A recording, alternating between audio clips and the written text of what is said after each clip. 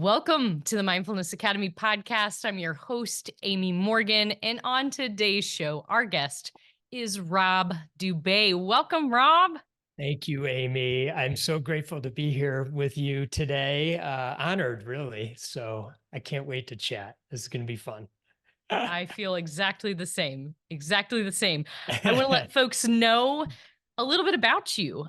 So I'm going to read through your bio so folks know who is on this call with me. Um, from Blow Pops to Forbes Best Small Companies, Rob started his first business in high school, selling Blow Pops out of his locker. While serving as co-CEO of Image One, the company was recognized as a top 25 small business in America on the list of Forbes Small Giants. As the visionary slash CEO of the 10 disciplines, Rob oversees a coaching program that empowers entrepreneurs to build the inner foundation required to maximize their impact in both business and life. His influence also extends as co founder, podcast host, and mentor chair for Entrepreneurial Leap, where he assists early stage entrepreneurs in increasing their probability of success. He is the co-author with Gino Wickman of the soon-to-be-released book, Shine, How Looking Inward is the Key to Unlocking True Entrepreneurial Freedom. And we'll talk more about that shortly. The best-selling book, Do Nothing, right here. It's so great. The most rewarding leadership challenge you will ever take. He's the host of the Do Nothing Leadership Retreat, the Entrepreneurial Leap, and Leading with Genuine Care podcast. So many things, Robin. I think the thing that just keeps coming to the top is entrepreneurship, right? Mm, That's the common thread of who you are. uh-huh. So I'm curious what the profit was like on those blow pops. I was thinking that on the drive to my office this morning. I love that question, actually, because we always make a joke that it was the best margins we ever had. Bought them for a nickel, sold them for a quarter, and they flew out the lockers.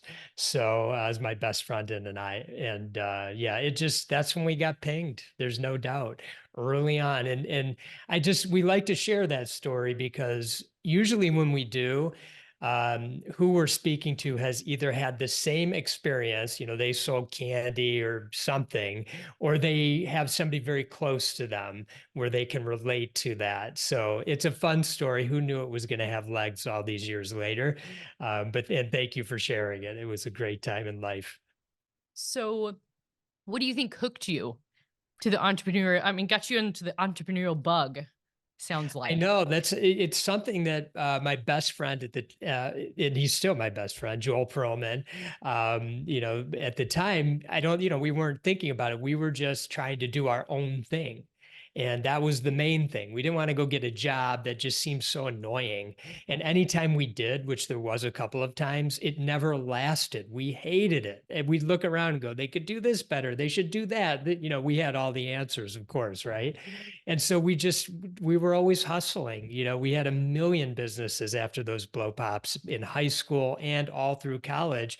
And the two of us in 91, so there you go, I age myself, we came right out of college and started up this business, and we were selling toner cartridges door to door in the Detroit, Michigan area. So yeah, I think it was just about having your own thing and, a sense that you could control your own destiny. And I say a sense because when you're an entrepreneur, you think you can, but sometimes there's forces beyond your control. It's a hard thing to get to do, is to be an entrepreneur. Very rewarding and Yeah, sometimes very nerve-wracking. all of it. All of the emotions all But into for one. some reason, we sign up for it. Glutton for punishment. Yeah. Well, I always like to start the show with a little bit of a background so folks understand what our connection is. I didn't just find you on the internet somewhere and randomly call you up this morning. So, which would be great and probably fine. And maybe one of these days that'll be the conversation. But I believe our connection was through. So my husband's part of a builder club, and Gino has he done some consulting, or maybe you did some consulting, or a little I bit of did. Yeah. both. I Okay. went and spoke to your husband's group. I think it's called the Builders Group or something like that. And yeah, so I did a talk and a workshop for them. Wonderful. Yeah. And my husband was very impressed. He really liked that. Interestingly, I'll tell you this little tidbit. As we were, and I did not get his permission to share this, so hubby, forgive me in advance. But as we were talking through, what we kind of are looking forward to in the coming year, he said, "I'm really looking forward to taking some time maybe on Fridays and going to golf or enjoying life a little bit." I think we've both, as both of us are entrepreneurs, I think the pedal to the metal many days a week for Hmm. years and years and years. I think he's kind of gotten to that point where he's started thinking about, kind of that do nothing, or kind of the not do nothing. I don't want to freak his employees out, but you know what I'm saying? Kind of the balance where there's life and business. Yeah.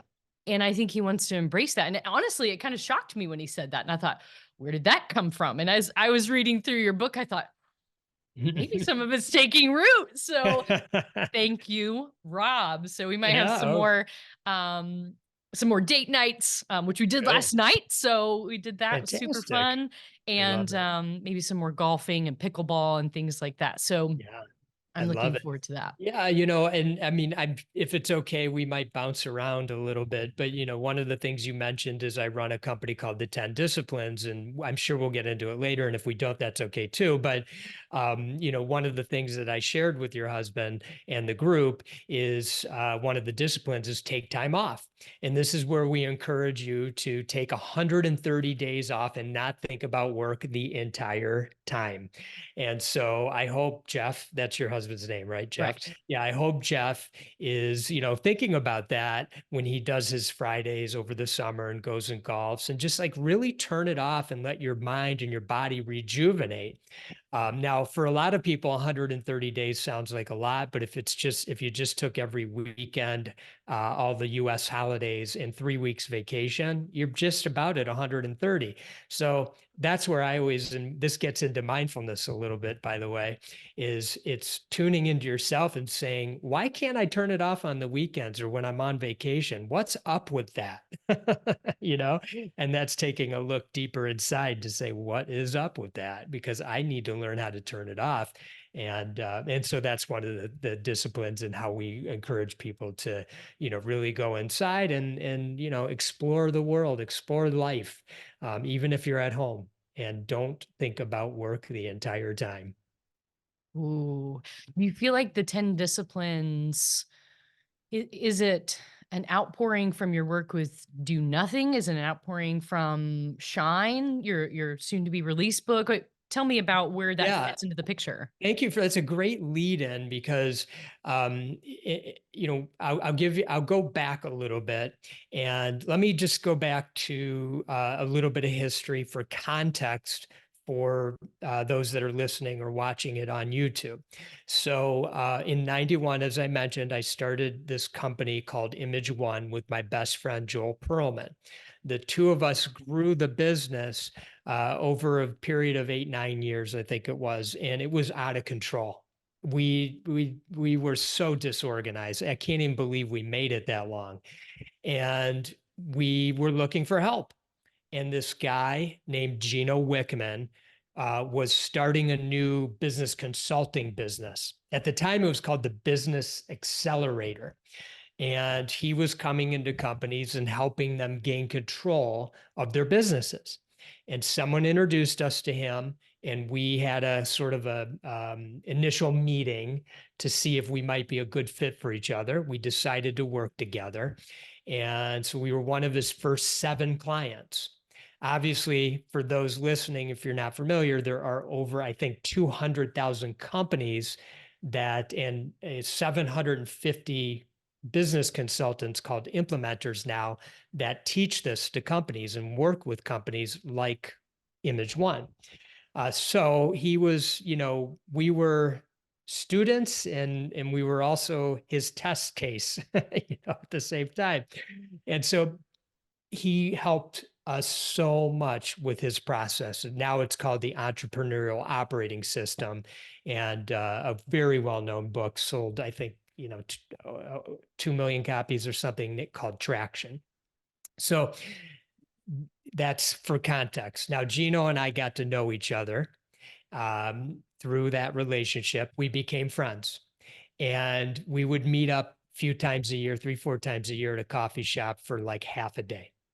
And he was leading his life a certain way, and I was really curious about it. How was he taking so much time off? How was he so clear about his future? How did he say no to all these opportunities that were constantly coming at him, et cetera, et cetera, et cetera? So I'm a curious person. And so I was always asking him, how do you do that? What is this? And he was teaching me these 10 disciplines, just through organically, because they weren't listed like this. Later in life, about 5 years ago, I think, he actually listed them out and he shared them with me. And I said, oh my God, you taught these to me over the previous 15, 20 years. And I've been using them successfully. And they have been key to my growth in my whole life, not just my business. So that's how I bring the 10 disciplines back. And I said to him, we got to teach this to the world. This is so important because as entrepreneurs, as leaders, we're driven. It's just in our DNA. And what that does for us is it helps us make change in the world. There's a very small percentage of the world that's driven. If everyone was, it'd be chaos. But let's call it 10% of the 8 billion people. So of these people, these are the people who are creating things, they're inventing things, they're making change in the world, providing services and products and all those kinds of things. And so, but the problem with that is oftentimes these driven people like you and me and many others that are probably listening, we kind of leave a mess behind us sometimes. And that's the negative to it. And so we got to be highly aware of our actions, highly aware, self-aware of our driven nature and where we can use it as a superpower, but where we can be really mindful so it doesn't leave this black trail of craziness to our family, our friends, our employees, our community, et cetera. And you see this with entrepreneurs and leaders all the time. Give me an example. What do you mean by that? Paint a picture. Yeah, sure. Okay, let's use a business example. Okay. A CEO, an entrepreneur, has 50 ideas. And so they come in today and they puke it all out. Oh, we need to do this. We need to do more of that. And the employees' heads are spinning. They don't even know where to start, where to go. And the next day, there's 10 more ideas. And the employees are saying, well, wait, which way are we going? You told us yesterday this, and today you're telling us to do that. And so there's no focus. There's no process. It's all these creative ideas that these driven people feel like they can accomplish everything all at once. And it's their inability to kind of slow things down and say, these are good ideas, but maybe some of them aren't so good. Maybe we're just not ready for them, And so I need to slow myself down and get really focused on what matters most. So there's a business example. Let's talk about a personal example. You see entrepreneurs running around like crazy. Their minds are in 50 different places. They come home, they're not fully present with their family. Let's say they have kids. They're distracted. They're thinking about all these things that were going on in their professional life at work, which means they're not fully present with their kids, but they're shaking their head and they're pretending they are. But the kids know. Why do the kids know? Because they feel your energy. They know when you are in tune with them and when they are. And so do your significant others, your family members, your friends. They know when you're distracted. They can see when you're not with them, even though physically you are. So as entrepreneurs, leaders, we show up, but we're not actually there. And so those are the kinds of things that I see. And then there's And fallout. I've been a part of, by the way, full disclosure. Oh yeah. So tell us your story and kind of the crux. Yeah. So growing up, I had a whole a whole slew of challenges. There was a lot of abuse that I had. I came from a divorced family in addition to that, and I was struggling throughout high school and college. I got married early, which was really a blessing, because I realized through some of my experiences growing up, there was something inside of me around the age of 25, after I'd been married for a few years, that said something isn't right. There intuitively something, I just knew I wasn't as good of a person as I needed to be in this world. And I wasn't as good as a husband, and we were just having our first child, and something didn't seem right. And so I just started searching for answers. I went to therapy, just traditional talk therapy. That was a big stretch for me. Thankfully, these days, that's like very common and accepted. Back then, it wasn't really so much. So I always was under the radar. And that was a useful thing for me to do. It really helped me understand some of the cause and effect. Didn't necessarily help settle my mind. In some ways, it actually um, made my mind a little bit more busy. I was always analyzing everything that happened to me in my life. So again, I kept searching, and I had read an article in Time magazine. The cover was a woman who was in a meditative. She was in a seated meditation posture, and it said something about mindfulness or meditation. I don't remember. And I read an article about it, and I thought, well, that's interesting, but I'm not interested in becoming Buddhist, because I thought it had something with being Buddhist.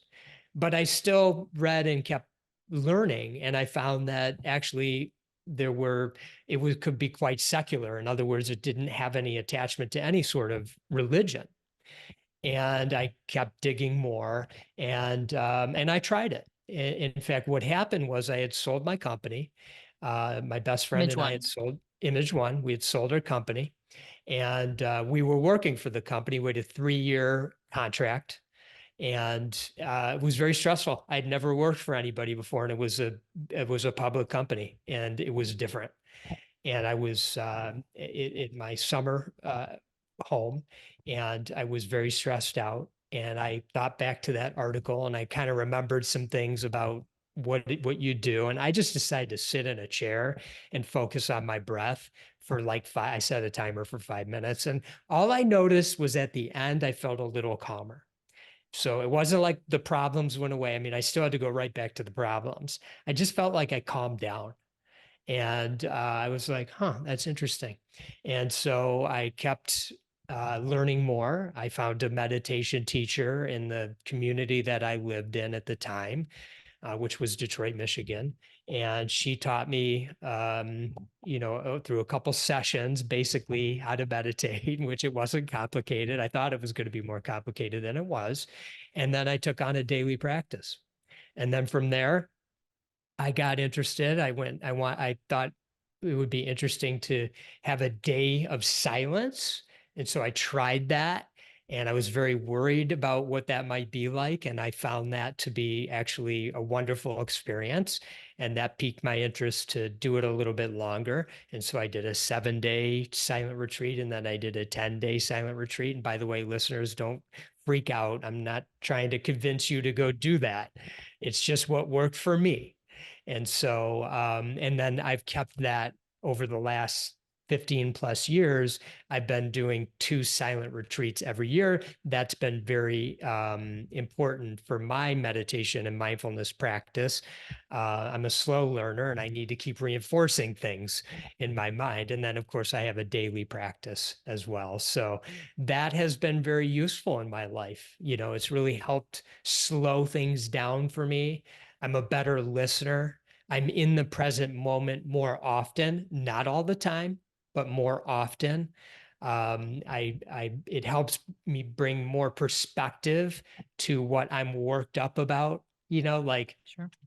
there's dramas in our life, and I call them dramas because I like to just ask myself, how does this matter in my life right now? Like, I'm going to get through it. It's going to be fine. So all I'm doing is getting worked up about something that is going to play itself out anyway, and then it will be in the past.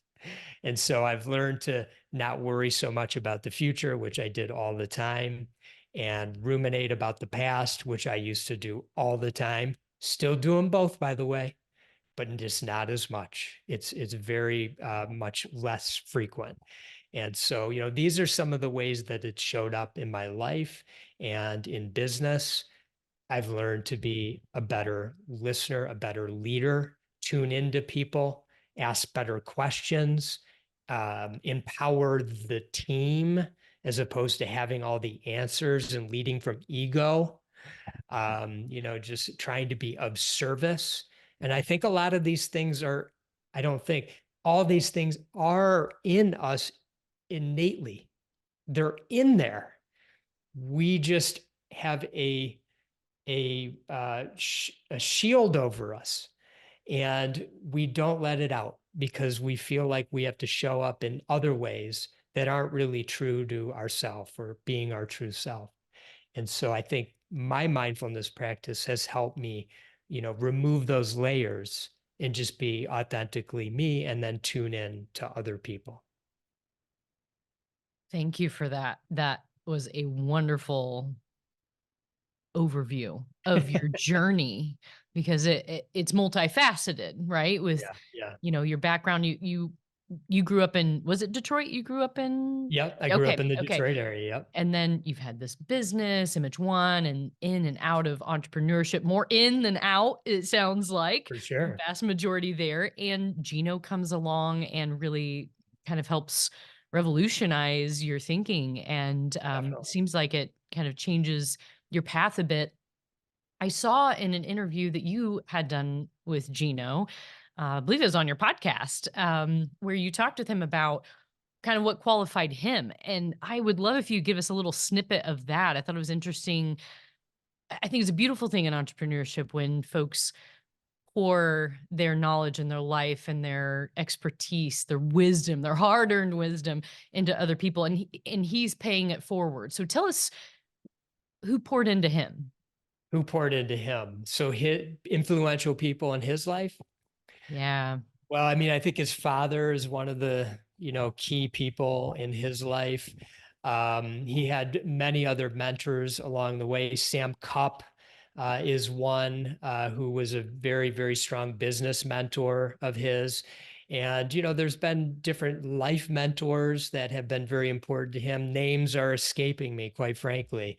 Yeah. Better asking of him, but these, his father and Sam Cupp, very Yes. key and really, on Sam especially on the practicality around business and Yes. mentoring and things of that nature. His father, Floyd, just a visionary, just creative, how to how to go out in public and communicate a concept clearly and simply so other people can go, oh, I get that. I could do that. I just need to follow these steps.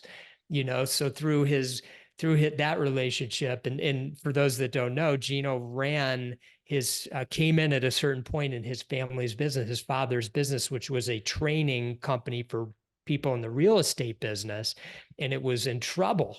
And when Gino was in his 20s, he actually came in and kind of cleaned it up and figured out how to run this thing like a well-oiled machine. And ultimately they sold it.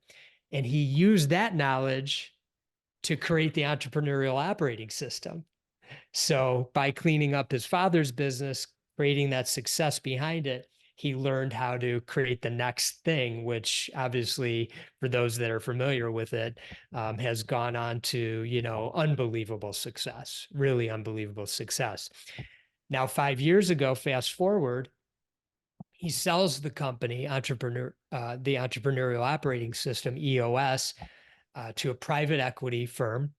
And as he says, he rang the bell. He climbed the mountain. He thought everything was perfect in his life. And then he got smacked in the face, smacked in the head. And he was like, I feel unfulfilled. I have everything I could ever want, but I still feel unfulfilled. What is going on? And, so that started a journey for him around, what will fulfill me? What is it that I'm here for? And, through our relationship and just the way things work in life, coincidences, whatever you want to call them, we came together, on these 10 disciplines, which I really believed were on the outside, what he felt they were a way to maximize your energy and create greater outside success. Build your business, be more successful. What I was sharing with him was that was definitely part of it, but there was an inside component to these 10 disciplines, because over the years, what I noticed with them was they helped me to understand myself better. For example, I'll just give you one of the disciplines. Don't do $25 an hour work. Never do anything that you could pay somebody $25 an hour to do, or nowadays I even say below your pay grade. Now, so how did that show up for me? So I might be doing $25 an hour work, and I might be saying to myself, it's just easier for me to do it. Or I don't want to shell out the money, quite frankly, to do it. I'd rather do it myself. So then I would go a level deeper and I would say, well, why am I saying that? Do I not believe if I made that investment that I would get a 5-to-1 return on that investment? Like if I told you, if you invest $25, you'll get $125 back regularly within 12 months. Would you do that? Yes, of course you would. But of course, there's no guarantees in life. So you have to trust yourself that you could go make that happen. Okay, so then I had to ask myself, do I trust myself? Am I driven enough? Am I scared? Et cetera, et cetera. You go levels deeper into all these very simplistic disciplines to really say, what's really going on here? In the work that I do with people, I see it all the time. They tell me things that I went through myself. I love the one with don't do 25. Saying no often is another one of the disciplines. Why do we say yes to everything? We might have FOMO. Well, what's that all about? Why do we have FOMO? What are we afraid of missing out? We feel bad, guilty. Okay, that's a normal thing in life to feel bad and feel guilty. What's that all about, though? I want my encouragement to our clients is I want you to go deeper into that. I want you to understand where that guilt is coming from so you can set it free and shed that layer and be your true self. A great one is coming off the holidays and everyone's feeling they have to say yes to all the family engagements and all the different commitments that they always have, and they're complaining about it incessantly. Why do you have to say yes to all of it? Why? I just encourage everybody, just take that deeper. Where I notice some people are ready is they go, okay, let's do this, because it's hard. It's hard to go deeper. And then I notice some people, they just say, "What? I don't want to do that." They're just not ready. It's too scary. Their subconscious is just saying, no way, ego. I'm shutting down. We're not having this conversation. It's silly to go deep. Why do I need to do that? I don't need to do that. That's your ego just protecting you. The layers are building on. The layers are building on. It's like you can't get out. So you just keep doing the same thing that drains your energy, because you feel like it's the right thing to do. And by the way, I know sometimes you have to do the right thing, so I'm not suggesting you don't. I'm just providing some color around these concepts and these ideas of going just a little bit deeper. So for me, these things were really critical. It helped me understand, for example, really early on when I remember my son was 18 months old. That was our first child. And there was no internet and emails and things like this. And I decided to take 3 weeks off and take a vacation with my wife and our son. And we went to Northern Michigan. And I remember talking to my business partner, Joel, and he was my best friend. He's my best friend. He was my business partner. And I said, I'm going to go away for 3 weeks. And he was like, really? That's ridiculous. And we had to talk about it. It was a hard conversation. And he supported me, thank God, because we're more brotherly than we are businessy. And so he said, okay, if that's what you need to do, I support it. I think it's nuts, but I support it. And the business was fine. Everything was fine. Nothing fell apart. I came back. It was all good. But, that was something that I had to do some soul searching around, and I had to take a leap, and talk to my best friend, my business partner about it. And I was worried. And what about my employees? What would they think? Where is this guy? How come he's never around for 3 weeks? He's not even calling in, because I was doing 3 weeks, not thinking about work the entire time. That's what Gino taught me all those years ago. So, these things really show up. They help us understand ourselves better. Once we have that understanding of ourselves, now what happens is we can protect ourselves. These are the boundaries that we must put in our lives. And again, that's hard to do, because once we set the container, we can't let people come in, and they're always trying to come into the container. They're always trying to pull us out of the container, and they have good reasons for it. And so our analytical mind starts saying, yeah, okay, just this once, or yeah, okay, I'm going to do that. And it's just constant. It's constant. And so it takes a lot of soul searching to say, why am I constantly going outside of these boundaries that I know I must stay within, so I can have freedom in my mind and time in my life to understand more deeply what the heck it is I'm doing, how I'm going to make greater impact, and how I can experience more peace in this life. Because this life is not one to be taken for granted. Everyone already knows that. That's nothing new that I just came up with. You know that. Yet we lose sight of it. We just do.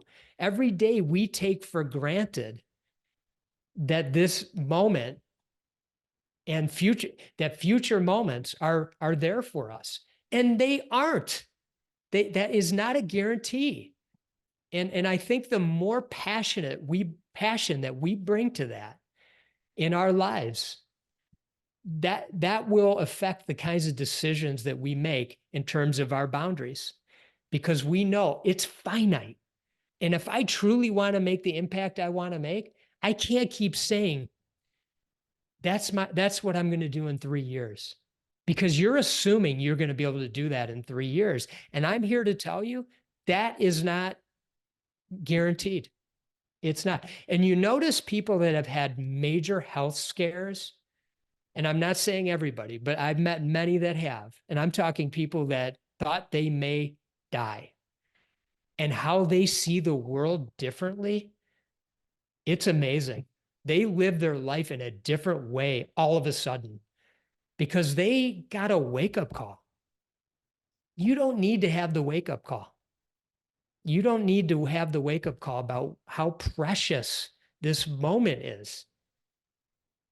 I want you to think so deeply about that, to all those that are listening and watching, is don't take any moment for granted. In the disciplines, we talk about 10-year thinking. That isn't goal setting. 10-year? Is that what you said? 10-year thinking? 10-year thinking. Yeah. It's not goal setting. We're not trying to get you to set a goal that you're shooting after. What we're trying to get you to do is to think in 10-year timeframes, so you will adjust your behavior today. So if you want to have a healthy and loving relationship with your spouse, in 10 years, your actions today impact that in 10 years. And what we want you to do is start thinking and pausing. This is where mindfulness comes in. I mean, this is all interconnected, Amy. I'm hoping the threads, because I'm all over the place, but I'm hoping everyone's kind of seeing the threads, because when you're mindful and you have your stuff that you're dealing with, your mind, and your spouse doesn't, I love the example, your spouse doesn't organize the dishwasher the way you like it, and it irritates you, and then you make some sort of snide comment in a funny kind of way, and that kind of leaves a little imprint on your spouse. How does that show up for you if you want to have the best relationship with that person in 10 years? You can't keep dinging them with these little things that are meaningless, like how you fill the dishwasher. I get it. You fill it the best. And I stole that from Byron Katie, who's does great work. The work is what she calls it. And she told that story at a conference I was at. She was watching her husband fill the dishwasher, and she caught herself judging him. No, the plates shouldn't go there. They should go over there. And you put the bowls on the second one, and you don't put the forks in there like that. That's not going to be the most efficient for the dish. She just told this whole story, and it always stuck with me because I like organizing the dishwasher. So I could really resonate with it. And my wife doesn't do it the way I do it, but somehow at the end of the cycle, they're all clean. It didn't really matter, right? So, in the grand scheme of life. Yeah. So pick, listener, viewer, pick your dishwasher example, because I promise you, you have one. Notice when your mind is in judgmental mode. I love the 10-year vision, getting your North Star. And Yeah. I think as an entrepreneur, as some of our listeners may be managers, it can feel like sometimes that you get caught in the trenches and you really need to come up for a breath of fresh air once in a while. And that is the breath of fresh air. And so I'm wondering, with the 10 disciplines and this 10-year view, is that really the question that you start folks with? Yeah. What do you want your life to look like in 10 years? And then the next question is, so what are the actions? What are the thoughts? What are the words that support that? That's right. And there could be one word, love. One word. It could be bullet points. It could be a vivid story that, you can just see it so clearly. Whatever works for you, just take the time and think about, first, reflect on everything that's happened in your life to this moment. And be proud of that, because we don't reflect enough on all these wonderful things. A lot of times we think about what could have been, what should have been, if only. What I want to do and what we teach is go back and just think about all the beautiful things that happen in your life, because you won't have enough time to list them. Even if you've had a hard life, they're in there. And now you're in the right state of mind to think about what's the future, what 10 years looks like for you. And again, as you say, it's a North Star. This isn't a goal. It just informs your day-to-day actions today. You're moving in that direction. And that's the key concept, because so often we're especially entrepreneurs, we set a goal, we want to accomplish that goal. And all I'm saying is, as using your word, with your North Star, with your 10-year thinking vision in mind, that's how we say it. I want you to be mindful of your actions today. That's all. Just be mindful of your actions today. So we encourage our clients to read that vision, whether it's one word, a set of bullet points, or a vivid story, at least once a week, to keep it fresh in their mind, because that's going to help them be mindful of their actions throughout each and every day. Would you and tell you're us? going to say again? And you're going to finish yours, and I want to ask you a question. Well, and you're going to mess up. So I want to just give you permission to mess up, because you're practicing. You got 10 years to perfect it. So judge on the dishwasher. Just catch yourself and go, crap, shouldn't have done that. Spouse, I'm sorry I did that. I'm working on it. Call me out every time I do it. And I got to set myself free of that. But you're going to mess up. And that's okay. That's part of being mindful. It's recognizing, whoops, I wasn't perfect. It's okay. I just learned and I'll be better next time. Maybe, maybe I won't, but I'll notice it. That's being mindful. And I'll try to be better next time. And at some point, you will be better. It will be a slow progression, but you will be better. Some things will be faster, some things won't. It depends how deep your imprints are, your samskaras, as they call them, your stuff deep inside of you will begin to free and you'll begin to shed a lot of it. That makes a lot of sense. I appreciate the examples. And I'm wondering if you would give us a little glimpse, if it's not too much to ask, into your 10-year vision and where you are in it. Are you 5 years in? Are you 7? Are you 2? So we just finished our second 10-year vision, my wife, Emily, and I. And so we just created our next 10-year vision. So let me just talk about the one we finished so I can share how that played out. I love that. Okay. So our method is we like the vivid story. So I'm a detail-oriented person.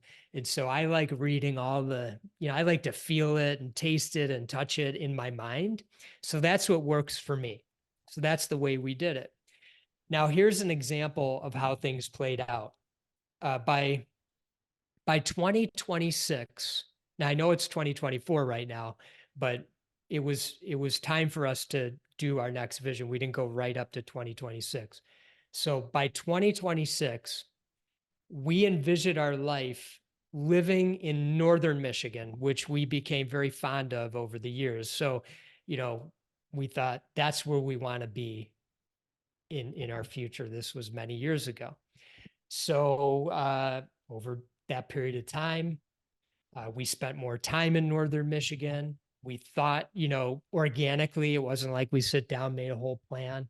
We just thought organically, how can we make that happen? What would it look like? We were fortunate. We were able to have some property. We started to imagine what a house might look like. How would we want it to be for our family? How would it work, et cetera, et cetera. And our kids went off to their lives, college, they got involved, with their careers, et cetera. And we started to think more seriously about this, but not quite ready.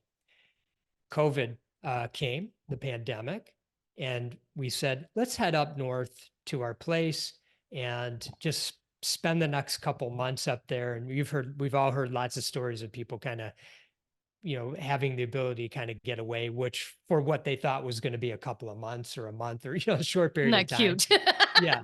And so, I'm sorry to bring the pandemic back up, but it's just part of the story. And we were there for a month and then 2 months and then 3 months and then 4 months. And, oh my and goodness. Then it was summertime and we spend time here in the summer. So we said, we just might be able to stay. And so after about 4 or 5 months, Emily and I sat down and we said, would we want to stay up here full time? This was way ahead of the game. We weren't prepared to do it. We thought we were good 5 years out. And we just said, it feels right. Something feels right about it. We sold our home downstate, the Detroit area. We ended up doing the work and building the house that we always hoped and dreamed that we could. Granted, we were very fortunate to be able to be in a position to do that. My point in all this is it was rolling around up there. We were always thinking about it, but we didn't have concrete steps. And if it was a box that we couldn't check by the exact date, I was perfectly okay with that. It wasn't going to define, we got to get up there by 2026. No, it wasn't like that. And there were things within our vision that didn't take place. Things like we wanted to go to every Grand Slam tennis tournament. We like tennis. And there's 4 of them. And so we got to 2 of them, but we didn't get to the other 2. It just wasn't working out. Excuse me, we went to 3 of them. We didn't go to the 4th one, which was the Australian Open, and that it just didn't work out. And I'm perfectly at peace with that. But it was at the forefront of our mind. We thought about it. We tried to figure some things out, but we weren't going to like push it. And it had to just feel right. And so these are ways that to answer your question, how it was showing up for the two of us. And now let me just give one example of how the next 10-year vision might show up. Now our kids, as I mentioned, are out in their careers. They live in New York. I wish they were home, but they're not. And so, how we see our vision is simply supporting them the best way that we can in our lives. If they go on to have spouses, maybe have children, which is no guarantee, but if they do, or if they don't, we just want to be there for them. We don't know what that looks like. Will they be in New York? Will they be in some other state? Will they be back in Michigan? Who knows? It's their life to live. We just know that we want to be with them, spend time with them, and support them. And that's part of our vision. And we'll let that unfold organically. And so that's an example of how it can show up. And that's how we will be mindful of our actions starting today as we go through the next 10 years, just always being there for them and supporting them and spending time with them, figuring out ways to do that. I love the way that you and your wife have done this together. I think there's a ton of power and a touch of fun accountability, right? Yeah. To the whole scenario. I'm wondering how you and your wife might have kept looking toward that North Star. What did it look like on a daily or weekly basis for you to just not? It's easy to get caught, in Yeah. life. There's so many to-dos I know. and things to think about and sometimes worry about. How do you keep the eye heading in Yeah. that direction? It's actually really simple, but it's hard for so many people, kind of like a mindfulness practice. Sure. Well, and I Right? wondered if you tied it into your morning mindfulness practice. I know we've talked about you sitting each morning Yeah. for a significant amount of time. Is it part of that, or paint a picture for me? What's it Yeah, I'll like? paint a picture. So one of the disciplines actually that I learned over the years, and one of the ones we teach is called Prepare Every Night. And as part of that, we teach how to prepare for your upcoming week. So I have a weekly routine, usually on Sunday. It takes about an hour, and that's just where I prepare for the upcoming week. As part of that, I read Emily and my vision. When I read it, she knows it's coming. I send her a copy of it in her email, and I just ask her, "Can you read this morning?" She reads it, and I just say, does it sound great still? Do we need to do anything? Do we need to change anything? Are our actions in alignment with where our vision is? And, 95% of the time it's a yes. And it takes 5 minutes. It's nothing. It's just us reviewing it. Are we in alignment? Asking a couple of questions, and that's it. It's not a big deal, but it's hard for people. I believe me, I teach them to do this, and they go 3 months, they write it, they're excited. They go 3 months, they haven't reread it. And so, it's just getting into a discipline around these things. And that's part of my routine. So it's that Sunday routine. Just read it one time, ask yourself a couple of simple questions. Are my actions in alignment with where we're going? If you did it with your spouse, asking that person, do they feel the same way? Is there anything that changes or that we need to update? Which it does. Things change. So you can make changes. It's not set in stone. And so you make updates as you see appropriate, and you go from there. That feels so Simple but hard. simple. Simple but hard. A lot. That's Right. most of life, isn't it? Yeah, A lot of totally. it's How do I fit common that in? sense. It's just I don't know why we make it so hard. I know. I love that though. I'm wondering if you would let's talk a little bit more about mindfulness in particular. I see it very clearly as that is the lens through which I see a lot of the world. I see it through the eyes of communication and I see it through the eyes of mindfulness.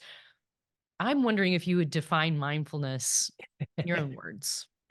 So thank you for asking that question. And you let me know you were going to ask that. So, and I appreciate you doing that, because that'll keep me really focused. And I just want to say that and you know this, obviously, doing the work that you do, there are so many definitions, number one. And number two, there are so many amazing people that have, really paved the way, so to speak, to help the world understand and connect with what mindfulness is. So you are very familiar with John Kabat-Zinn, as am I. And he's a wonderful resource. And I'm sure you've shared this on other podcast, but we'll just repeat it. He's a wonderful resource, for secular mindfulness. He created the mindfulness-based stress reduction program that is world renowned, and it's based on some very simple principles and some very simple practices. And so, with that in mind, I always like to go to his definition, which I'll read because I don't want to butcher it. So I wrote it down and I'm going to do it off my screen. So what John Kabat-Zinn says is mindfulness is awareness that arises through paying attention on purpose in the present moment, non-judgmentally. Okay, mindfulness is awareness that arises through paying attention on purpose in the present moment, non-judgmentally. Now, my hope for the listeners and the viewers is that they can see and apply that definition to everything that we've been talking about so far, because paying attention on purpose, present moment, non-judgmental. He also adds sometimes in the service of self-understanding and wisdom. Again, I think weaved into our conversation, self-understanding, wisdom. By the way, wisdom within you. You have everything that you need in you. It's just blocked. And you've got to set it free. So that's John Kabat-Zinn's, and that's my favorite definition that I go to. Same. Asked. Same. Yeah. I love it so much. When we had talked a few weeks back, I was in this place of trying to figure out kind of what next with my mindfulness practice. And I don't know if I told you, but I actually signed up for mindfulness-based stress reduction teacher training. Yep. And so I'm on that journey. That's my path Wonderful. now, which is a beautiful thing. And one of the pre-qualifications was a 7-day mindfulness retreat. Yes, so when you're talking about that, I thought, oh man, before that, I'd only been on a 1-day retreat. And I thought, I'm along for the ride, but I'm not sure what's going to come up. And of course, a lot of things come up over the course of 7 days. That's right. But it was a little bit of a time warp, honestly. It felt like I kind of experienced the first couple of days, and it was almost like this kind of a trance almost. You just get into your rhythm of the sitting and the moving and the talks. And by the time it was the end, I thought, wait, where'd the middle part of the week go? It's a strange place. And that told me that I got into a very kind of cocoon-like place. Yeah. Very safe and calm, and is still with me. They say that months after a retreat such as that, you'll continue to see the beautiful ramifications of it. Yeah. And I still am. I loved when you were talking earlier that you said when you started exploring mindfulness that you decided to just sit in a chair for 5 minutes. I love that visual because I think we can overcomplicate anything in our lives, and mindfulness is one of those things. It doesn't take fancy equipment. It doesn't take hours and hours. It doesn't take a full week of silence to accomplish this. I'm a huge proponent of practical mindfulness. Always available to us. No fancy equipment. You have your breath. You likely have a chair somewhere you can sit on. And you just make the time. You make the time. And for me, it's an act of faith to sit. Hmm. as a mom, as a business Yeah, it leader, as a is. wife, as all the hats that are stacked up, and sometimes feel like I'm doing this to keep them all aligned and not falling off. It feels like an act of faith to just allow the world to continue to spin. And I thought that this morning when I was meditating and thinking and setting intention for our discussion, I thought, this is an act of faith. There's so much I feel pulling at me, but Yeah. I recognize, what were the common themes. Today it was a lot about work and the things I needed to do, and I didn't want to let anybody down. And so it's just interesting because different days, during the retreat, there were certain relationships that were really tense, and that's what was coming up. It wasn't so much about work, it was just mulling it over and trying to set it aside and mulling it over. I So love it's this. quite a rodeo sometimes, the brain. Oh yeah. Woo! So I'm wondering, so you started there, but today your daily mindfulness practice looks different. Tell us about Yeah. it. Yeah. Well, you prompted something for me that I feel compelled to share, and it's my favorite quote I think ever. It's by Anne Lamott, Mm. and she says, "My mind is like a bad neighborhood. I try to never go there alone." And when you said it's an act of faith, that's what came to my mind was that quote. And I get goosebumps when I say it because it is, because you know what you're about to embark on. And this is why it's hard for all you who are listening and viewing, um, where you say, I don't know, I don't have time, this, that. That isn't what it is. It's you, it's on the inside, you know it's going to be hard because you know stuff's going to come up. And it's going to be crazy in there. And so you have to have an act of faith. I'm going to go into this world right now, called my mind, and it's going to be crazy in there for a little bit. But as you continue to practice, and then I'll get to my routine, and as you continue to practice, this is where it begins to settle down a little. And this is where you start to understand, or your mind begins to thank you, which is connected to your body. And then your body begins to thank you, to just say, thank you for settling down a little. I needed that. And it's different than sleep. Sleep is different. So some people feel like, oh, I need to sleep. Yes, you need to sleep, continue to sleep. But this is different because you are awake and you are aware. And so to my routine. So I wake up and the first thing that I do is I sit in my meditation practice for 45 minutes. And at the beginning of my meditation practice, I always remind myself why I'm doing this.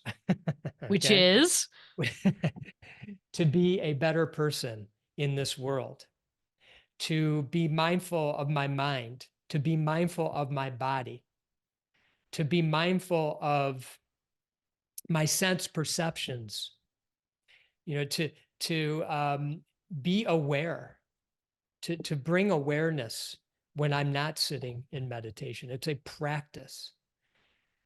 And so I always remind myself of that, because even after all these years of practicing, over 20 years of having a meditation practice, I sometimes I just feel like at night, I just feel like I just want to go to bed, right? I'm exhausted, you know, or or I just don't want to sit. It's gonna be not. I just it's like okay. But over time, I learned that it's really useful for me. I'm not suggesting it's useful for everybody, but like anything, you got to give it a fair shot. So I sit for 45 minutes and I remind myself why I'm doing this. And then I sit and I have a simple focus on my breath and just doing my best to come back to the present moment. I meditate with my eyes open, but for many, many years, I meditated with my eyes closed. And most people start that way and continue that way. But I have a meditation teacher, and as I learned more, she helped me bring in the sense perceptions through sight. So that's how I meditate now. And when I'm done with my meditation, I express gratitude to myself for taking the time to do this. So I actually say to myself, I'm grateful that I took the time to do this. And then I do some journaling. And so I'll spend about 5 or so minutes doing a gratitude for all the things in my life, both big and small, and just stream of thought, whatever comes to me. And so I spend some time doing that and then setting some intentions for my day. And so I usually try to have 2 or 3 intentions for my day. Sometimes it's just one. So that's my morning routine. My evening routine is pretty much the same thing, but 20 minutes. So I find it helpful for me to try to settle everything that worked itself up throughout the day. And some people, evening is challenging because when they meditate, sometimes they get a lot of energy and then they have a trouble going to sleep. But that's not the case with me. So I'm able to do both morning and evening. And so that's my practice. I love that. Thank you for walking us through what that looks like. I think it's just so interesting how different people do it. Yeah. We recently I recently spoke with on the show an Olympic hopeful, and she has been an athlete really her whole life. And she talked about how she would set an alarm and she would just lie in bed and for 3 minutes she would spend time in gratitude. And then she had another alarm. So you have to have an understanding spouse because that can be a little annoying. I kept thinking, it could be like the dishes for us. I love that. It I might be love a little that. tough, but I love the practice of gratefulness, and that seems to be a common thread amongst Yeah. mindful leaders. No doubt. There's always a story I like to share about this. I interviewed a woman on my Leading with Genuine Care podcast named Elizabeth Bowman, and she was a type A driven overachiever, uh, top of her class in high school, college. She was going to medical school. She was at the top of her class in medical school. She was going to be the best medical doctor ever known to the history of the world. That was what she had her sights on, and nobody was getting in the way of that. And when she got into her residency and they were doing their different rounds that they do, learning about different types of specialties and things of this nature, they were at the part where they learned how to do a breast exam. And she had never done a breast exam on herself, and she did, and she felt a lump, and one thing led to another, and it was cancer. And this led her to a deep depression. First, it stopped her whole career in its tracks because now she had to take care of this problem, which was annoying to her because she was on a fast track and she didn't want to stop. She felt humiliated and like a failure that here she was on this track to be a doctor and she had never done a self exam. How could she would say, how could I have never done a self exam? And yet I was this far along in my medical training. And so, as I mentioned, she got into a deep depression and, she had loved ones around her and they had all kinds of, did you try this, do that, try this, et cetera, et cetera. And someone said, hey, maybe just try gratitude. And so she said, at this point, I'll try anything. So she decided to try gratitude. And she would sit there with a journal and she couldn't think of one thing she was grateful for. She was that dark. And so she forced herself to say things like, it's sunny today. And she's like, I actually wasn't grateful that it was sunny, but I would just write it. But she kept at it. She just kept doing the gratitude. And at some point, it clicked for her.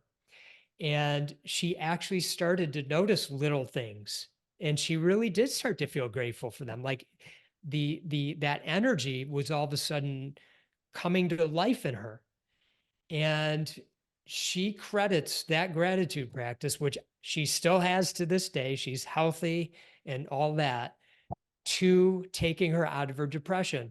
I'm not suggesting a gratitude practice is going to take any of the listeners or viewers out of a depression. Like, you have to get good help and all that kind of stuff, do the right thing, follow, your intuition and all that kind of stuff. But this is what worked for Elizabeth. And interestingly enough, when you're paying attention and you're mindful, because she took on a meditation practice and became very mindful. It changed her whole course of her medical career. She became a more holistic doctor. So while she did get her medical degree, she changed her whole practice. And she has a thriving, amazing practice in upstate New York. And wow, who knew what a gift that experience for her would be, and how that gratitude would show up for her in her life. I hear a common theme of pain to beauty in our conversation as well. Uh-huh. I love that. Thank you for Sometimes sharing. as humans, it does take us the pain. It doesn't need to if we're paying attention, but sometimes we're not. And if things get tough, and that's our wake up call. You're talking about why you meditate, why that is part of your daily routine. And I've been reflecting on that quite a bit. And the thing that keeps bubbling to the surface for me is that, and this kind of harkens back to some of the earlier conversation we were having today, that this is my appointment with life. And I want to show up for it. And Well I want to said. help other people show up for it, because I don't want to be on my deathbed and say, I didn't show up. It was my one appointment. As Right. far as I know, this is the one shot I've got. So I want to show up for it. And that is what drives me in helping Love others that. I as well. love that. So And you're making me think of something. And for the listeners, again, the viewers, I know I keep saying this. I'm not suggesting a retreat is for you, but I just want to mention something that happens on a retreat. And I'm curious if you had a similar experience. It sounded like you did. And it's after a couple of days, 2-3 days, and this is common on a 7-day to 10-day retreat. After 2 to 3 days, all the surface stuff that was floating around, and just the regular dramas and regular things in your life and all this kind of thing, it starts to settle. And there's a new quality that comes up 3-4 days in. And it's one where you start to notice that you have everything you need. Everything's okay, because there's a simplicity on retreat. If you're fortunate enough to do something like that, and Amy, you and I are, because everyone can't go do something like that. It's not, just something everyone can go drop and be off the grid for 7 days and be in silence. But it's a great reminder, even if you can't, but just to bring this into your mindset on a daily basis. You have everything you need. When things aren't, quote unquote, going your way, those things are just what's happening. It isn't going your way or not going your way. It's your perceived notion of how things should be unfolding, and you're upset they're not unfolding a certain way. But when they do unfold the way you want, you like that. So you grasp onto that. But causes more pain, because nothing that's ever right. stays the same. That's right. That's what you learn on retreat. You learn that everything's dying and being reborn in the moment. And when you can start to understand through that experience that you have everything that you need, that this breath that we have is so precious.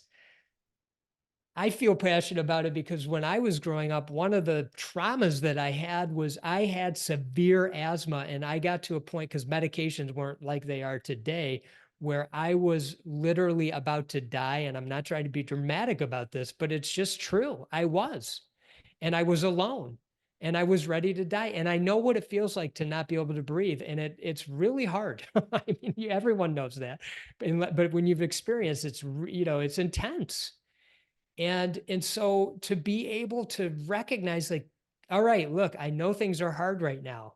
It could be a loved one who's in pain and there's like nothing that you could do. It could be your business. You lost your big account. It just feels like all the cards are falling apart, but just to be able to come back and just say, okay, look, I have this breath right now, and it's going to be okay. I will work my way through this. And it is some quote unquote work. You will, but just to have that appreciation, I have this breath right now. And you recognize that when you're on retreat, when everything starts to settle and you know that you have, all the basics covered. You had a roof over your head, you had food to eat. Everything that you needed was there. You had your breath. And so we can bring that experience back into our regular everyday life. And if you're not in retreat and you can't find the time or you don't even have the will to do it, maybe just bookmark that, idea that you have everything that you need. It might not seem like it sometimes, but you really do. If things seem out of control, you do have choices. You can simplify things in your life if you want. You can address issues if you want. You can accept what's going on if you want. And then you're okay. Then you realize you're okay. Because you are okay just the way you are. And I think part of that, I don't know, how did that show up for you after 3 days or so? I think a lot of that did show up for me, recognizing that, yeah, I have enough health to be here. I don't really want for anything in this moment. This moment is enough. And the simplicity of the moment allowed me to be present, or created an environment that allowed me to be more present. A big discussion point that we had throughout the 7 days was really around this concept. I'm not sure I'm going to describe it as well as he did, our leader did, but that we are on this journey of life that will come to an end. And recognizing that we are finite, like you mentioned earlier, we are finite human beings. And what that does when you sit with that, does it make the dishwasher as important as it seemed yesterday morning? No, it makes it way, way, way less, because we don't know when that end date is. We don't know when the expiration is, as you've mentioned. And I think there's a lot of gentleness that came to my spirit thinking about that.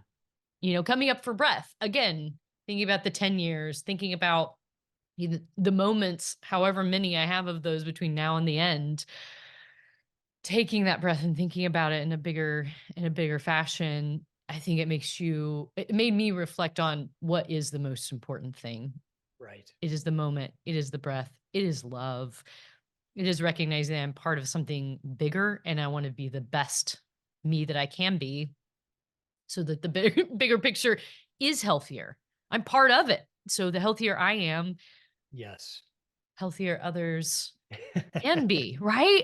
That's really, if Absolutely. I could have summed up 7 whole days, 12-hour days, huge amounts of practice, Yeah. that's what it came down to. This one, I think those listening and viewing might appreciate. I was having a conversation with somebody, and they were the good old grocery store line discussion. There was a long line. They were in a rush. They got to the checkout, and the person at the checkout was flustered and wasn't treating them well, and they were upset about it. And I said to the person, what I'm not saying anything anybody listening or viewing doesn't already know. Maybe they were having a hard day. What kind of energy did you bring? Now, the person responded to me and said, well, they're there to serve me. They're working at the place. That's their job. They have to provide great customer service. And I said, again, this is just something for us to find what your grocery store example for you is. How you show up. It doesn't even matter if that person was having a hard day. Maybe they weren't. Maybe they weren't having something hard going on. Maybe they're just grouchy all the time. We don't need to know. It's how we show up. And Amy, that's what I think, what you were saying is there's something bigger going on. And you could call it whatever you want, religion, spirituality, anything, or just nothing. It doesn't even matter. Why wouldn't we show up as the best that we can for other humans in our life, whether we agree with them or not? Because believe me, we disagree with 50% of 8 billion people. Okay, so just get used to it. It's just part of life. But it's all about how you show up. And that's how you can make actually a huge impact in the world.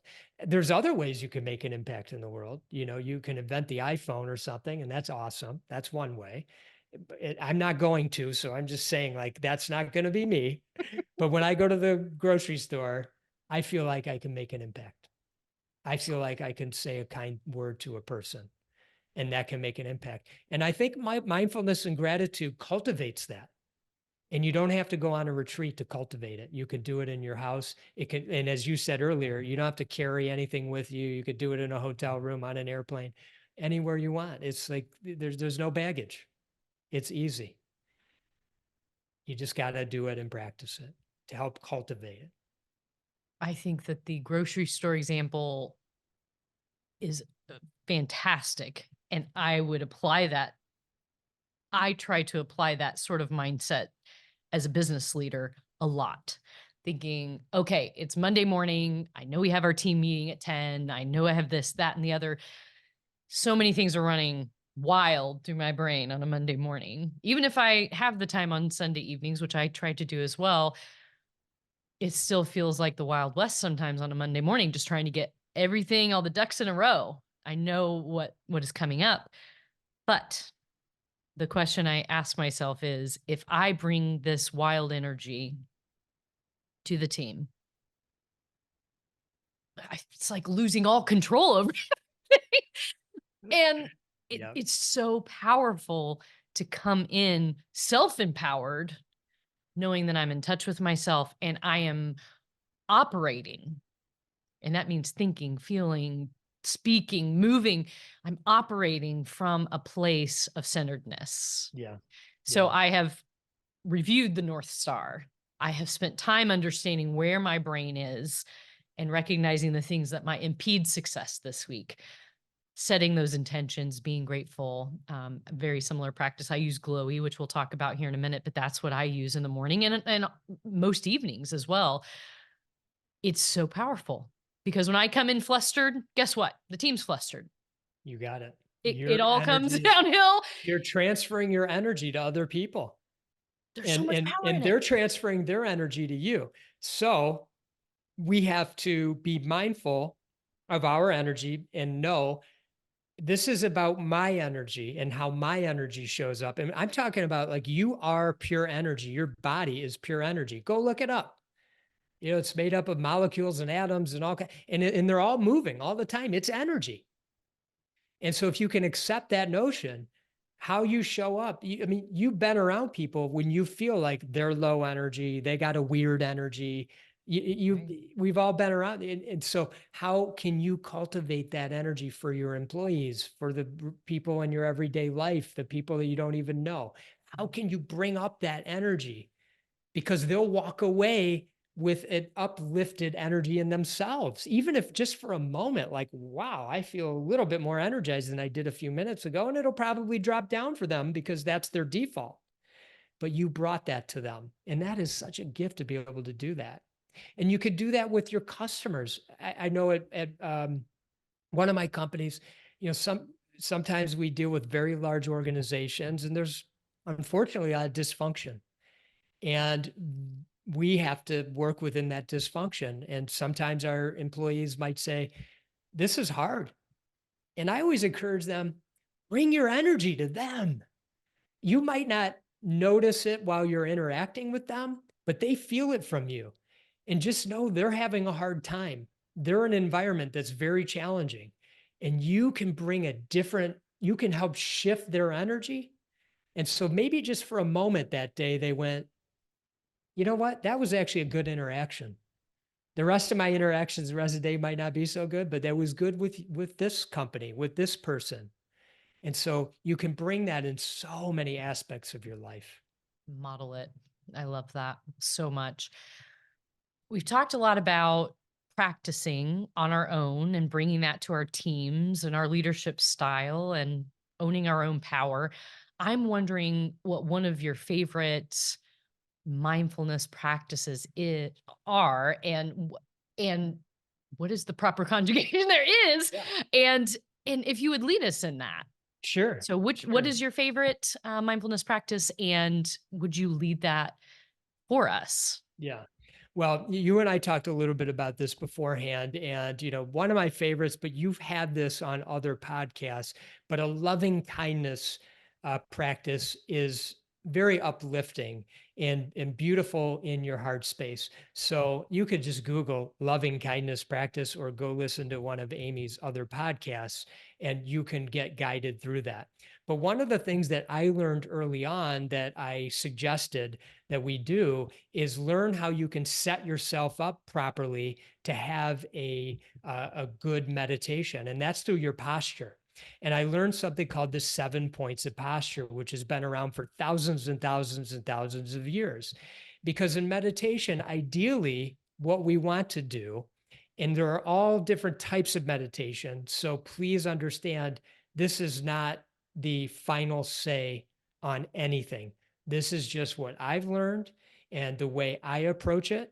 And it may resonate with you and it may not. So try it out and you'll decide. And so we'll go through the 7 points of posture. Then we'll sit quietly for like a minute because that's all we have time for. And then we'll come out of the meditation. So let's get set up. So I'm going to assume if you're listening, you're in a chair. So we're going to go off of that premise. Some people sit on a cushion, like called a zafu, and they sit cross-legged. But let's just assume you're in a chair. If you're driving, don't do this, okay? Good tip. Okay. So what I'm going to ask you to do is just sit upright and get comfortable. If your back is on the back of the chair, I'm going to encourage you again, if it's comfortable, to take your back off the back of the chair so you're self-supporting yourself. But if that's not comfortable for many people, it's not, go against the back of the chair. Totally fine. Okay. And so just placing your hands on your legs. And now we're going to bring your attention to your feet and just noticing the sensation of your feet grounded on the earth. Now, this might be the first time you actually notice the sensation of your feet today. So really tune into it.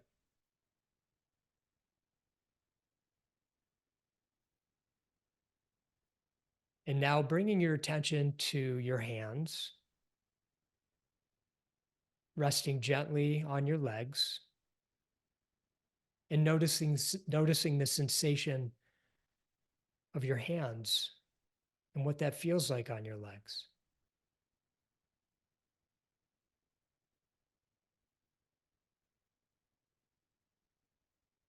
And now bringing your attention to your posture, sitting upright, but not too rigid, not too soft, just somewhere in the middle that feels comfortable.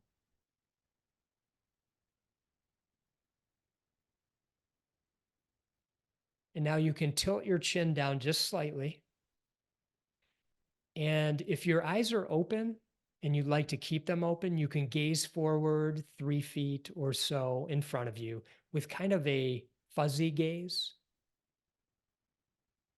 Or you can close your eyes, whatever's most comfortable for you.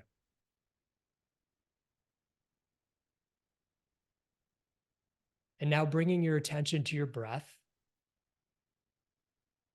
just breathing in and out normally, nothing special.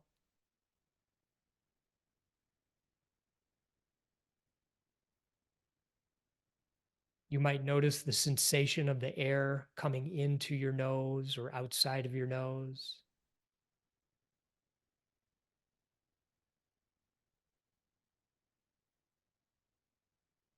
You might follow your breath as it goes into your nose and makes its way into your body, and somewhere it stops for you and turns around and comes back out, just following its path.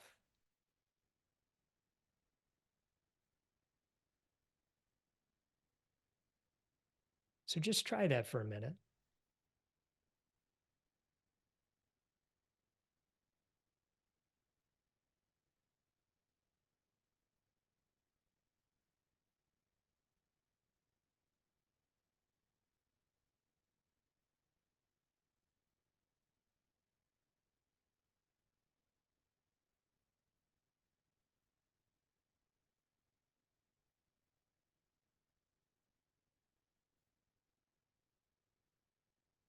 You might notice your mind has started to wander. That's normal. That's what our mind does. And once you notice that your mind has started to wander, you just simply bring your attention back to your breath, breathing in normally, following the path of your breath.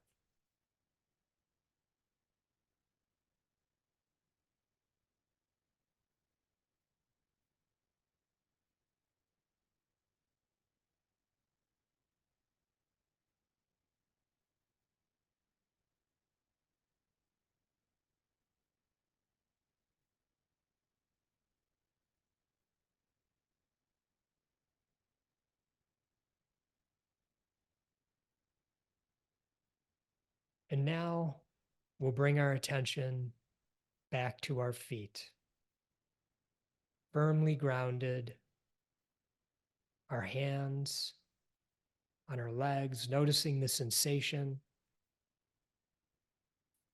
And if your eyes were closed, opening them. And if they were open, just bringing a clear gaze, reorienting yourself with your surroundings,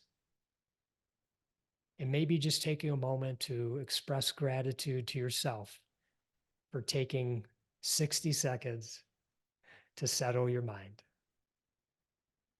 And I have gratitude to Amy for allowing me to guide you through that, and for all of you that were willing to try it. I love that. Thank you for leading us in that, Rob. Absolutely. Very calming. I notice when I go back and listen to past interviews, whenever we get done with the mindfulness practice, usually my voice is really quiet. And we have to bump it up Of because I'm so course, right? calm. I love that. That's a great way of explaining it. And I encourage everyone to consider why that is, because you just settled down a little. You do. You Yeah. do. And that was just a minute. I know. I know. I do want to take some time to talk about what is most pressing for you on the work front. You have a lot of things, a lot of irons in the fire. That serial entrepreneur gene is fully alive in you. But what is at the forefront for you? What do you most want to talk to folks about? Maybe in your writing, in your trainings, um, maybe where folks can first kind of, what's the first step even, kind of to get to know you Yeah. from a work perspective? Well, the thing that I spend the most time on these days, and I have 3 companies, but the one that I'm doing full time is called the 10 Disciplines, which you and I have talked in great detail about many of the aspects of it. This is where we take an assessment of you, help you understand yourself and protect yourself. So ultimately, you can free yourself and shine. And as you mentioned at the outset, that's the name of a book that I co-authored with Gino Wickman. And it's about how looking inward is the key to unlocking your true entrepreneurial freedom. And that's my hope, because I believe entrepreneurs and those in leadership roles, we make a huge impact on others in our life, just how we show up and how we can change the world. And I truly believe that. And so, that's the thing that I feel most drawn to. And, Gino and I always talk about how we feel about things. And, oftentimes with entrepreneurs, we like to say, I'm most excited, I'm most passionate, and those are dopamine hit words, you know. And what we try to tune into, not successfully always, is what we like to call a knowingness. And this is where it doesn't really take on a I don't like that or I love that quality. There's just a sense that it's right. it's something inside that just says, this is right. And I'm open to not knowing where this is going to take me. And Mm, that's what I do with the 10 disciplines. I'm open to not knowing where this is going to go or take me. It's not that we don't have a 10-year thinking vision in place. We certainly do. And we want to impact many lives. And I hope we do. And we try to make those steps every day to do that. But there's a knowingness that this is what should be done right now. mm. And that's what I spend most of my time on. I think that knowingness and going with what in your gut feels right, even though you don't have the full vision of it, that's where life happens. I find that's where the spark is. Yeah. They're calculated decisions, right? In entrepreneurship, should I hire this person? Should I not? Yeah. Is now the right time? Is it not? Is it time to make this investment? Is it not? Should we open a new service line? Is it not? But there is an aspect to it that is knowingness. Yeah.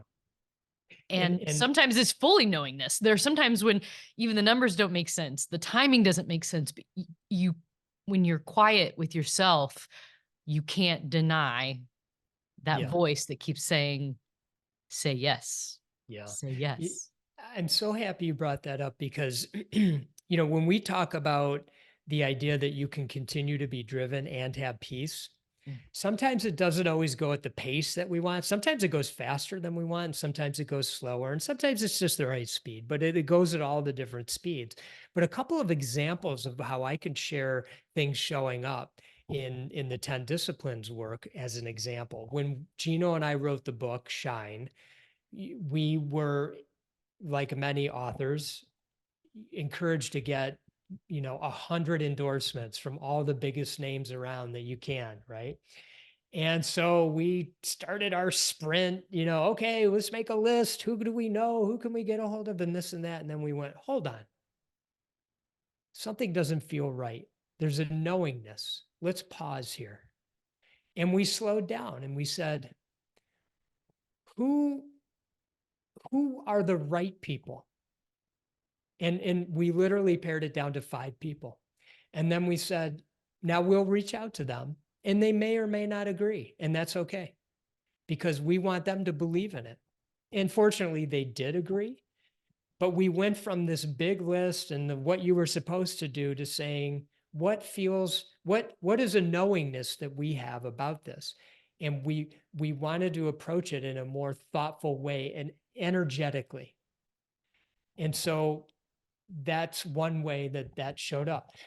We have these kinds of discussions all the time. Like you said, who should we hire? What should we name name that product line, so on and so forth. And we just tend to, these days, slow down a little and allow things to unfold. And through that process, you make better decisions. And so I encourage everybody, be okay with that. And sometimes you just know, and you would have that knowingness right away. So you don't have to wait. There isn't a patience that's required. It already came. But it'd be okay with also letting things unfold and not needing to know right now, but having it up there and in you and allowing it to unfold naturally. The answer will come, whether you should take on that product line. It'll come. It's there. Sometimes you just have to give it a little bit of space. I think there's an abundance mindset that I'm hearing, kind of reading between the lines in that, where I had been sitting on a speaking, like an employee training opportunity for a few days. And I just didn't have a strong sense that it was the right timing based on other commitments that I had. But there was a FOMO situation of, well, if I let this one go, will another one come up? Or what if this is the big break that I'm looking for? And a moment of abundance mindset came over me. And, you talked about earlier, say no often. And again, it's kind of like meditation. There is an aspect of faith that if it's not the right time, if I feel in my gut that if there is a knowingness that it really should be a no right now, even though I want it to be a yes, that more will come, that there is abundance. better, bigger, or the same thing might come back around here in 6 months. Letting it go and trusting. Yeah. Love that. I love that so very much. Now, I want to break it down for a minute. So there's this assessment, the 10 disciplines, and you've been very generous to talk to us in depth about that. So thank you so much. I'm wondering after this assessment, what happens next? Do you have one-on-one coaching with someone, you or your team? Do you have kind of online videos or group sessions? Where's the path take you from there? Yeah, the path is you do the assessment, you have an understanding of where you're at. And that's always changing. This isn't an assessment where you score an A, B, C, or D. This is shining light on areas of your life that need light shined on them, and it's always changing. And so that's one of the things I love about it, because there's always an area we just need to put a little bit of focus on. And so once you've taken the assessment, you kind of know where things stand. Then you come in either to our self-study program, which is a set of videos that takes you through 10 disciplines, or our group coaching program. Both of them help create a foundation in your life that frees up space in your mind, as I mentioned earlier, and time in your life so you can free yourself and shine. When we get to the free yourself part, we encourage and have an invite to anybody who has gone through our programs to come into our true self mastermind. That's the freeing of yourself. This is freeing your true self. Okay. And that's when you really begin to shine. And so if people can visualize that and see that in their life, that I can free my true self, it's bottled up right now, and I can learn the things to open myself up if I'm not too scared, and if I'm willing to take a step and another step and another step and a little bit of a leap and another step, etc., you will free your true self. And once you free your true self, this is where you will make greatest impact in this world and shine. You will have peace. And so that's kind of the engagement of how we work with people. Tell me the pros and cons of self-directed versus kind of the group, and maybe even like Yeah. time commitment kind of on either, so folks can maybe make that decision for So themselves. the self-directed, you go at your own pace and you're on your own. So it's up to you to do the work, and What's the everything. max or the minimum of the max that you kind of see happening, or the bell curve? It's 10 hours of work. So each video is about an hour. Okay. Gino does a riff on the discipline, and then we do an interview together talking about all aspects of it. And then there's some workbook material that you can download and use, and then some resources. So you can take that path. It's a more inexpensive path. It's an entry level way to get into it. The group coaching, it's live. So you're with community. And this is where this is my favorite part of it, is you have the most up-to-date wisdom that I can bring to you. You are with people who are like-minded, and they bring wisdom around this work, what's working for them, what's not working for them. And so we do a lot of sharing, it's very interactive. So in the group setting, that's 10 weeks, 1 hour a week, and then you're off and running. During each session, I start and I do a quick riff and teach the discipline. Then you do experiences. So you're doing a little bit of work for a bit. Then we share. Then we come out and do Q&A if we have time, and we're done. I mean, it goes by in the blink of an eye. And by the end of 10 sessions, you've got a strong foundation in place.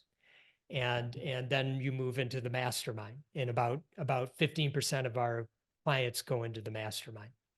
And so And what is the mastermind? Is that more group coaching? the Or mastermind is once a month for 90 minutes. Gino Wickman and myself facilitate it.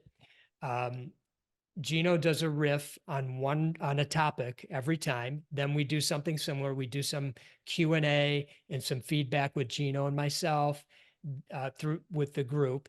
Then we do some experiences. So they do some work. They go inside. Every time we're shedding layers. Every monthly session, we're shedding some layers.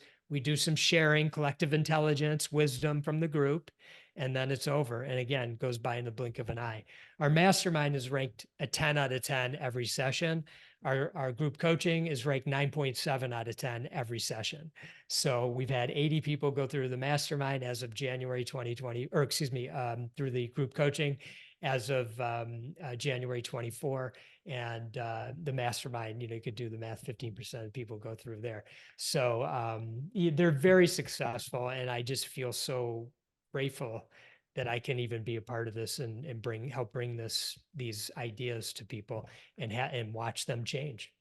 That feels like a huge gift for you and Gino to make yourselves available, just the wealth of knowledge from your experiences. That sounds so exciting. I do want to give you a moment to talk to us about your new book that's coming out. You co-authored with Gino Wickman. And if you guys have not checked out Do Nothing, please do. If you have not checked out Traction, do. It sits typically on the nightstand of me or my husband. It is fantastic for business leaders. It's just a Absolutely. wealth of knowledge. I can't believe so much information is in one book. It feels So true. unbelievable. But I want to give you a chance to talk about Shine and when it's available, how folks can get their hands on it. Thank you. And then I want to conclude with allowing you to practice glowy, and Okay. then we'll wrap up. So tell I us love about it. Shine. So, Shine is the next level for entrepreneurs and business leaders. It's, Gino and I always say we might be a little ahead of the game, but it's coming. And Traction was a little bit ahead of the game, and it had a slow entry into the marketplace, and now it's a phenomenon. Now, will ours be or not? Doesn't matter.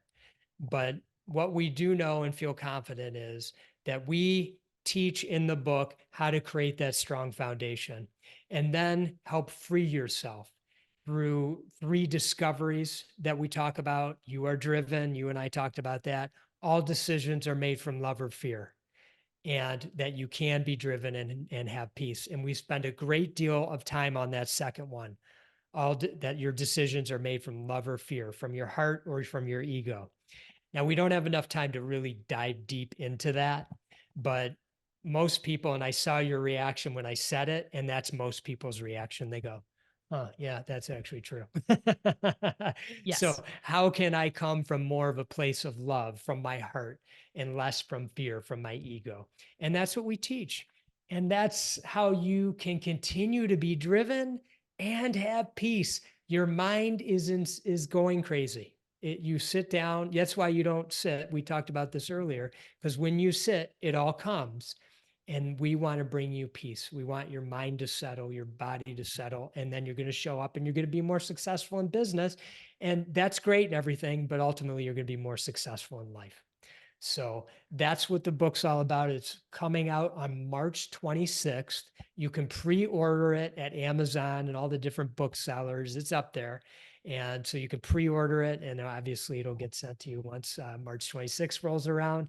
We've got all the versions. We got a great audio version with a 3-hour interview that I did with Gino at the end of the audio book as bonus material. So maybe you'll buy both the book and the audio, whatever you seem to be drawn to. So, and thank you for giving me the opportunity to share that with your audience.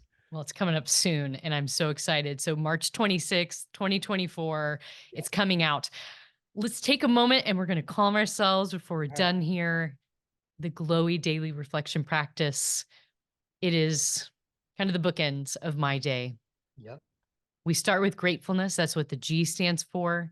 We go into lift up the things that need resources for ourselves or for others. We observe, which is a key tenet of mindfulness. We establish a wholesome intention. And then we end with a positive affirmation, a you are, which just sounds like you direct gratefulness to yourself. So this should feel pretty Mhm. comfortable, I think. So Yeah. let's start with gratefulness. What's something you're grateful for, Rob? Well, the obvious would be the time that you and I have been able to spend together. You and I had a wonderful conversation prior to this. And I thought, this Amy's a special woman. I'm so grateful I got to do this thing with Jeff, with his group. And he comes up to me, you should, my wife, this, that, you know how that goes. And next thing you know, here we are. So, wow, what a way to spend a morning. I'm so grateful to you. Oh, Thank you, Amy. I feel So the grateful to same. you. Thank you for your time. So generous. The next one is lift up. Are there things that need resources, time, energy for yourself or others? Mm. Well, as I mentioned, um, I try to be very mindful of this on a daily basis. How can I be a lifter upper and not a dragger downer?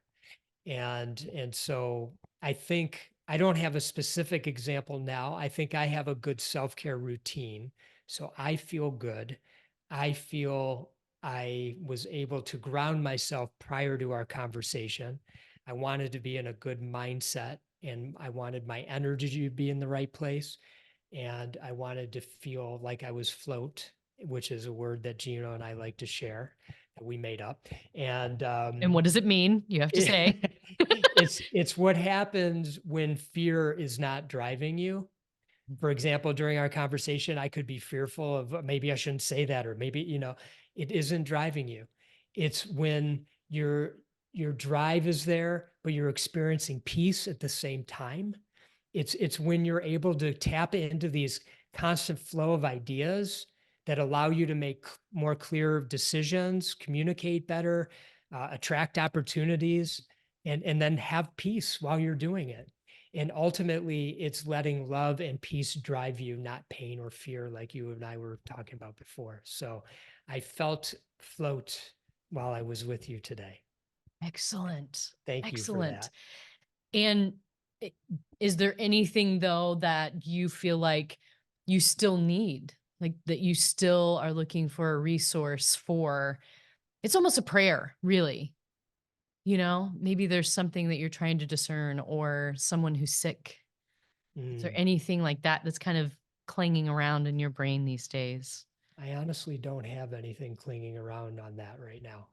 I It's a really don't. blessing. And I don't want to That's a make blessing. something up. Well, that's a beautiful thing. So it sounds like we need to go back to the G you're grateful for. Um, Yes, very what is grateful. something you observe? Yeah. Mm.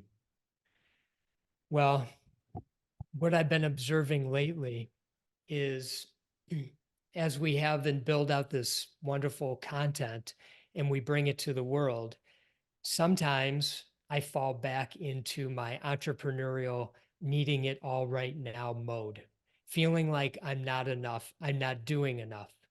And so I try to be very mindful of observing that on a regular basis and allowing things to come, knowing that I've done my best every moment of every day.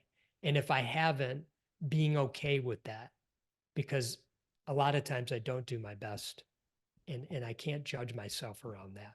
I can only try to do better in the present moment. So that's an observation I've been having because we have a lot going on with the programs, with the book launch, and with all the in between stuff that and so I've been observing that. Where am I falling back into old tendencies and trying to bring myself back? And that's So, I think going to be a lifelong practice for me. so maybe a lifting up of peace. Yeah. Right. That is a good one. Amidst all of this, so many Yeah. hats. What about a wholesome intention amidst all of this? Yeah. I my wholesome intention, it goes back to a practice that you and I talked about that I do on a regular basis, which is a loving kindness practice. And so I wish love and kindness to all living beings, all sentient beings. And I oftentimes think of those that cause the most angst in this world. We're embarking on a political uh, race here in America. And this is where it gets really intense. And I think this is where my wholesome intention, as you say, is I wish loving kindness to all who are in that race and whether I agree with them or not. And I wish that same wholesome intention on all people who feel angst around however way it's going. And I just use that because that's an easy one for people to draw on. But there's so much pain in the world. And so I think just being able to tap in and know that as a wholesome intention, we can send love and kindness, and it does reach people, even humbly from our little spot in our house or whatever. We can't unfortunately go out and change every single thing in the world, but we can have that simple intention to wish the best for all beings. It's a good time for a reminder that this is a big year, and to pay attention to when things get stirred up. That's right. And be empowered that you have a choice. Yes. Encouraged that you have a choice in how you respond, how you act, how you think. And it's a good reminder right now. This is a big year. So thank you for bringing that up. The last one before we conclude is you are. Rob, you are. You get to send yourself out with some loving kindness that you've been talking about. What is it? What I am or what you are? You. So you get to send it to yourself. Sometimes I even kind of hug myself a little bit and just. Well, I actually have a tattoo to remind me of this. It's called an Enzo. And an Enzo stands basically for the idea that I am everything, but I am nothing. Excuse me, I did that wrong. I am nothing, but I am everything. So let me say it again. I am nothing, but I am everything. And that reminds me, so when I go out I live in a very nature-filled area. And when I go out into nature, that's easy for me to look around and go, holy moly, I am nothing. I mean, come on. But yet I'm all of this. And so that's a daily practice for me, just to remind me I am nothing, but I am everything. I love that. I love that. Rob, it has been an absolute pleasure having you on the show today. Feeling is mutual. Oh, so much information, so much hard-earned wisdom. Thank you for sharing that with us. And thank you for sharing your knowledge in the 10 disciplines and the books that you've written. Again, check out Shine. Get it on pre-order on Amazon. Coming out March 26, 2024. These are great folks, great hearts who are mindful of business practices and of their own lives in and out of the office. And it's a gift that you share it. So thank you so much, Rob.